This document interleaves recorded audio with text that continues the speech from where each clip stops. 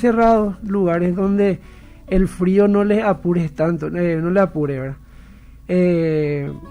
Entonces, ¿qué debemos hacer cuando vemos un enjambre? Primeramente, debemos de avisar a las personas de que no se acerquen a ellos o que no cometan normalmente vibración. La gente creo muchas veces confunde, dice no hacer ruido. Realmente el ruido no es lo que le molesta, sino que es la vibración, ¿verdad? Normalmente estamos muy acostumbrados a escuchar casos de ataques de abejas a personas que están limpiando terrenos en Asunción. Entonces siempre está relacionado con la vibración del equipo que están usando ellos. Entonces, ¿qué se debe hacer cuando uno ve un enjambre? Se debe esperar a que ellos vuelvan a continuar con su viaje, número 1, y en caso de que pasen las 72 horas, sí llamar a un profesional para que se encargue del retiro de esas abejas. Entonces, prohibido, por ejemplo, quitar una selfie. Y la verdad que siempre y cuando uno no genere molestia en ellos, las abejas también, como dijo Mariana, ellas no son agresivas de por sí, ellas son defensivas, ¿verdad? Si uno no las confunde,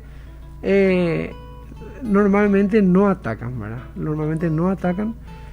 Sí se puede sacar fotos, es más, yo creo que tengo un álbum de más de 1000 fotos de puro enjambre, ¿verdad? Y normalmente no me atacan, ¿verdad? Entonces, hay cosas que sí se pueden hacer y hay cosas que no. Uno tiene que mantener la distancia de la naturaleza, principalmente cuando desconoce de cómo pueda reaccionar el animal, ¿verdad? Asimismo, eso es muy importante saber, porque lo primero cuando uno ve le llama mucho la atención y tiene como una tendencia o un impulso a quitar la foto. Entonces, también teniendo esos cuidados y esos criterios, entonces es posible. Por otro lado, también mencionar de por qué es importante cuidarlas y preservarlas. Entonces, Mariana, si podés comentarme cuál es la importancia de las abejas, tanto en lo que es la actividad apícola y cómo se relaciona esto con lo que es la agricultura. Claro, sí, por supuesto. Yo creo que cada vez somos mucho más conscientes, así como dijo César, de nuestro medio ambiente, y especialmente valoramos muchísimo más todo el trabajo que en realidad hacen las abejas, ¿verdad? En la agricultura, por ejemplo, ellas cumplen la función súper necesaria de la polinización. La polinización la necesitamos, o sea, es un proceso fundamental para que las plantas se puedan reproducir. Cuando ellas llevan el polen de flor en flor, hacen que ocurra la producción en los cultivos, ¿verdad? Entonces, gracias a la polinización hay frutas, hay flores, o sea, hay muchísima gente y en realidad lo sostenemos todos, que la continuidad de los seres humanos y de nuestra alimentación depende en gran medida de las abejas. Por eso, más que nada, las tenemos que cuidar muchísimo, por supuesto.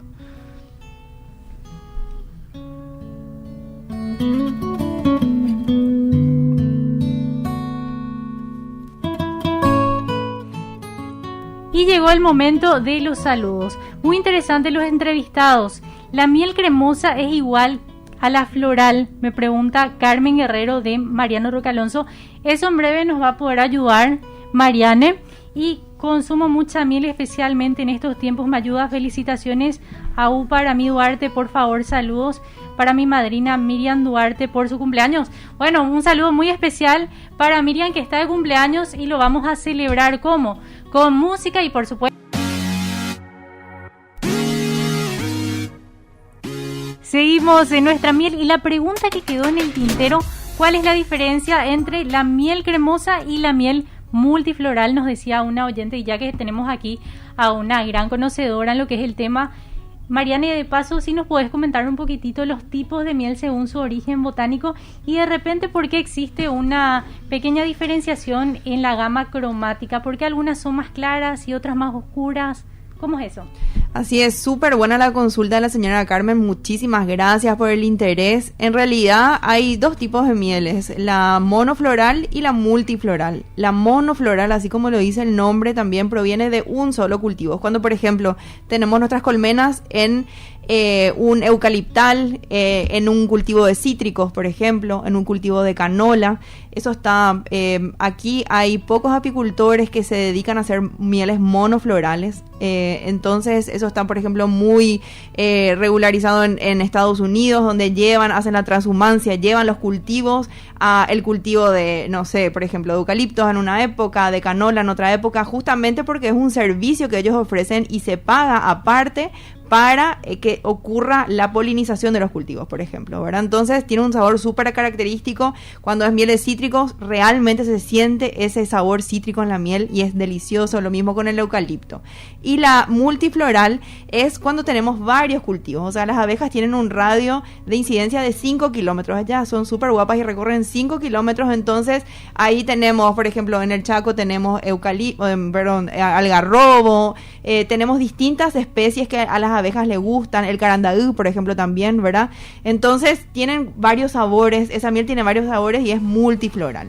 Y la miel cremosa o cremada, como también le suelen decir, que pregunta la señora Carmen, es básicamente un cambio en la consistencia de la miel, es una cristalización fina, es una cristalización controlada de la miel y hace que sea como más untable, digamos, no tan líquida, ¿verdad? Pero digamos que es o sea, es la misma miel, nada más que cambia un poquitito la consistencia de la misma, ¿verdad? Es un poquito más espesa.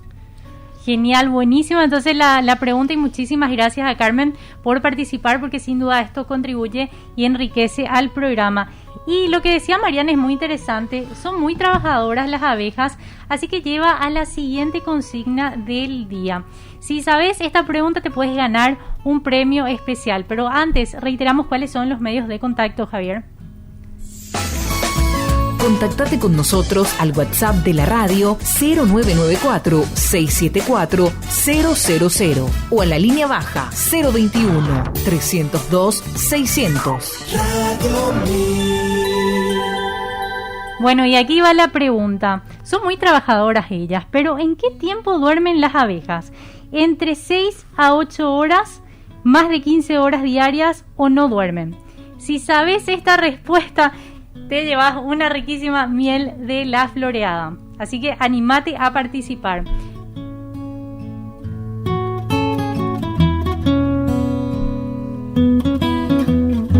Y también agradecemos la presencia aquí en estudios del ingeniero César Rovira, quien se encarga de esta importante misión que es sin duda el rescate de abejas en zonas urbanas. ¿Podrías decirnos qué implicancias tienen, cuáles son las evaluaciones previas que hacen dentro para poder llevar a cabo toda esta importante logística y despliegue también en son de rescate a las abejas? Así es, Gabriela. Bueno, es muy importante. Nosotros tenemos ya un filtro, digamos, desde el llamado, ¿verdad? Principalmente para no alargar y para no confundirnos. Muchas veces la gente llama del interior, ¿verdad? Lugares donde nosotros no podemos, digamos que, ir a realizar el trabajo, ¿verdad? Por una cuestión logística. Entonces el filtro inicia desde ahí, ¿verdad? Desde dónde nos está llamando, dónde están alojadas las abejas, ¿verdad? Después también hace cuánto tiempo ellos notaron que está ahí. Entonces eso determina si es un enjambre o es ya un nido establecido, así como estuvimos hablando. Entonces, una vez que la persona nos indica todo eso, fijamos una cita, nos vamos a hacer una evaluación.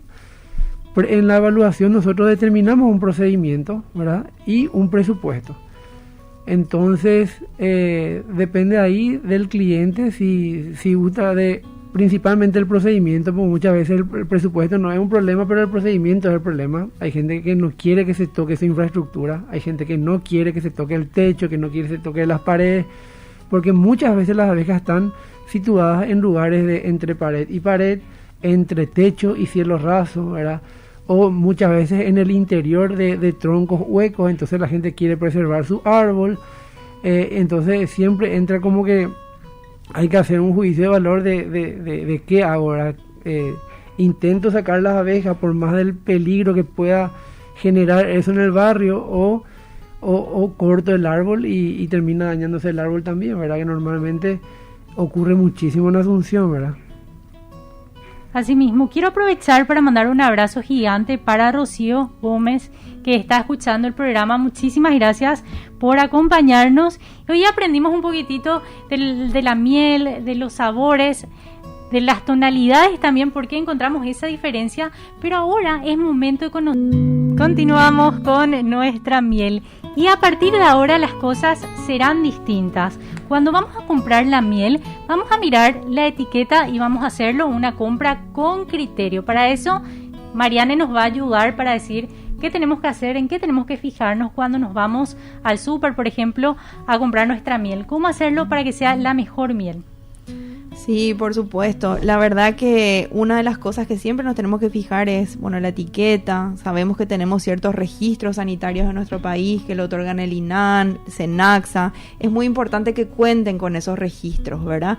Si bien también sabemos todos, empezamos, nosotros como La Floreada también cuando empezamos al inicio no contábamos con todos los registros, sabíamos que nuestra miel era muy buena, pero eso es algo que evidentemente dice que la calidad, porque pasó por controles de calidad previos, ¿verdad? Y en realidad, para saber exactamente si la miel es buena o no, bueno, están los estudios en laboratorio que son un poco difíciles ahí. Lo más importante, por ejemplo, es la humedad. Tiene que tener 18% de humedad, o sea, hasta 18% o menos, más ya no, ¿verdad? Entonces hay ciertos parámetros también, obviamente, a tener en cuenta como esos, ¿verdad? Obviamente uno ya en el gusto se da cuenta, si bien difiere también el gusto de la miel de la región oriental, de la occidental. La oriental a veces es más suavecita, por la occidental muchas veces la gente dice es como que me pica la garganta, el famoso dicho que dicen, ¿verdad? Entonces ahora ya sabemos por qué. Ya saben por qué, o sea, más que nada por la incidencia de las plantas que tienen, ¿verdad? En la región occidental, perdón, ahí es como que se siente que la miel es más fuerte, ¿verdad? Y obviamente el color también varía muchísimo, inclusive en las regiones varía de cosecha en cosecha, en las distintas épocas que se haga, de acuerdo a las floraciones que haya disponibles, la miel puede variar. Ahora acá, por ejemplo, en estudio estoy mirando nuestra miel, son de distintas cosechas o sea, en un mismo año, cosechas distintas, y varió muchísimo el color en la miel, ¿verdad? Entonces eso es totalmente normal. Buenísimo, ¿no? Y qué tentación esto, estar acá al estudio con la miel. En breve hacemos una degustación. Son las 13:37, 28 grados en Ciudad Capital. Es momento de ponernos... Bueno, yo me quedé pensando de todos los operativos, porque ha de ser todo un tema el despliegue de los rescates. ¿Cuál fue el más difícil o el más desafiante, por así decirlo, en todos estos recorridos que ya hiciste, ingeniero? Y mira, Gabriela, siempre los más desafiantes son los que conlleva el condimento de altura, ¿verdad? O sea, siempre cuando estamos hablando de cuando las abejas están en lugares muy inaccesibles por cuestiones de altura, son los más complicados. Bueno, el más complicado que yo considero me tocó fueron 2 colmenas que estaban colgantes de un tanque de SAP, aproximadamente a 17 metros de altura, ¿verdad? Que tuvimos que improvisar una grúa y la grúa era para una sola persona, entonces tuve que subir yo solo, ¿verdad? Yo considero ese uno de los rescates, 1 por la altura y 2 porque eran colmenas que tenían hasta 1,5 metros de largo, ¿verdad? En colmenas muy grandes. ¿Te animás vos, Javier, a hacer un rescate así? ¿Cuántos metros llega? Pero es de valiente realmente, una misión y una vocación. ¿Por qué decidiste ser rescatista? Esa pregunta nos va a contestar luego, porque ya tenemos al presidente en contacto con nosotros, el doctor Gerardo Garcete. ¿Cómo estás, doctor? Hola, muy buenas tardes. ¿Cómo estás, Mónica? Un gusto realmente compartir aquí con